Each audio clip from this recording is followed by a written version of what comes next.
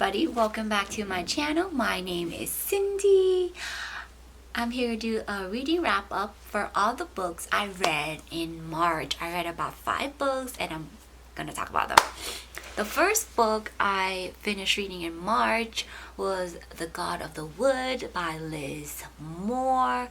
I really like the premise of this book that is surrounded by a mystery of how this grandson of this family-owned summer camp, he disappeared and they never found out what happened to him. And now years later, the same thing happened to the granddaughter, which happened to be the sister of that lost grandson.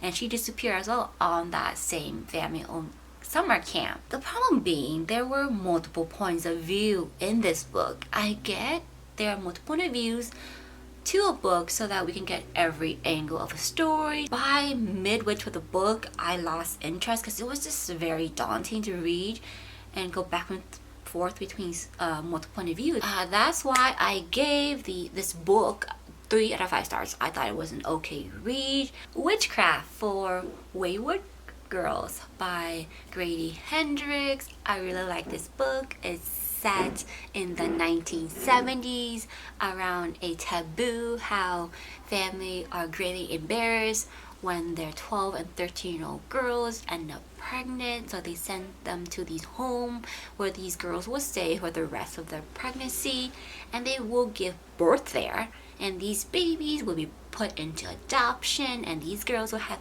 new beginnings. I really liked how there was a little bit of humor there, a little bit of glory, and a little bit of witchcraft, which I'm a fan of. It reminded me a little bit of the one season from American Horror Story where they talk about witches. I'm all for this book. That's why I gave this book a 5 out of 5 stars. Highly recommend you read this book. Dun dun dun! Air by Sabaa Tahir. This book, I did a video review of this, so go check that out please if you want my in-depth thought about this book. I really liked the writing style and how the story was a little different from An Ember in the Ashes, but it is in the same universe, so we see our favorite characters, which I love. I gave this book a 5 out of 5 stars. Highly recommend you reading this book, but before you read this book, you should read An Ember in the Ashes and then you read this so that it doesn't get a little confusing when you see like characters from An Ember in the Ashes in this book.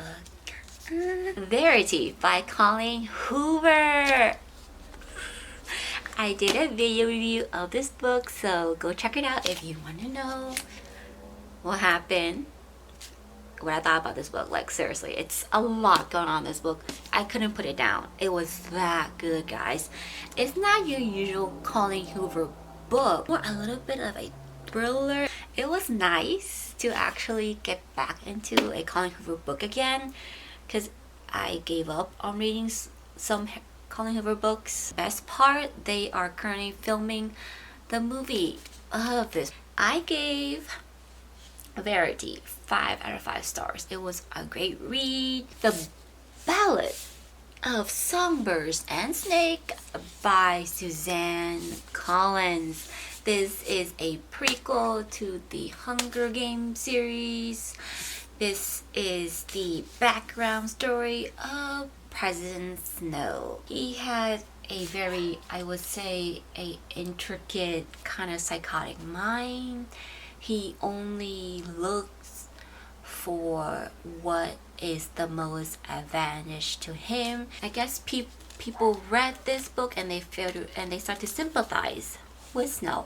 His character flips back and forth between the good and the bad in this, and people like to see the silver lining to this character, but there's no silver lining. He is what he is, that he is a villain. I gave this book a 3 out of 5 stars. Those are the 5 books I read in March.